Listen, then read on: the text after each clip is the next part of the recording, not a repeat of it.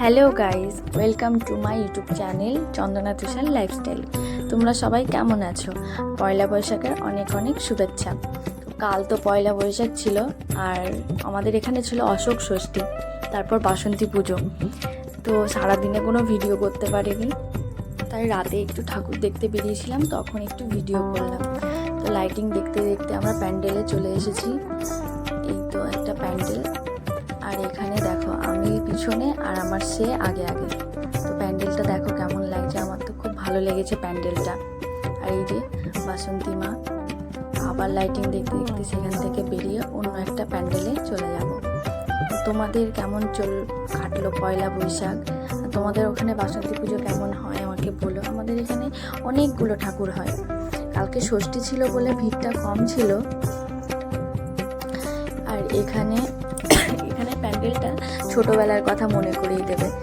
1-2তে যখন আমরা পড়তাম সহজ পাঠ, সেই সহজ পাঠের উপর থিমটা। আর এখানে আমাদের বিধায়ক এসেছিলেন ফিতে কাটতে। আর এই প্যান্ডেলটা দেখো গাইস, এত সুন্দর করেছে না, ভিতরটা ডেকোরেশন করেছে, এত ভালো লাগছিল, আমার তো ওখানেই থাকতে ইচ্ছে করছিল। দেখো কি দারুণ করেছে। আমি প্রথমে ভিডিওটা করেছি, তারপর আমার বড়মশাই আবার ভিডিও করেছে এই প্যান্ডেলটার। এত ভালো লাগছিল প্যান্ডেলটা। এই দেখো দারুণ করেছে, হাতে কারুকার্য এত সুন্দর ছিল ভিতরে। আর এই মূর্তিগুলো সব মাটির ছিল।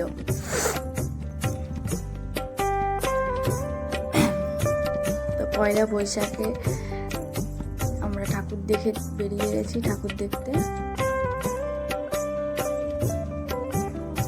এই প্যান্ডেলটা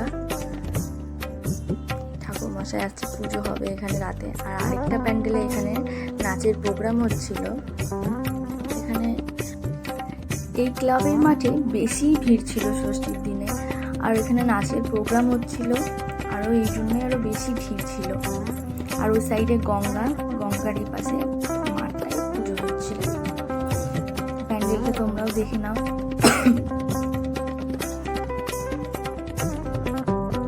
আমরা চলে আসছি আরেকটা প্যান্ডেলে। এইখানে প্যান্ডেলটা এত ছোট করেছে, বলছিল এখানে নাকি খুব বড় প্যান্ডেল হয়।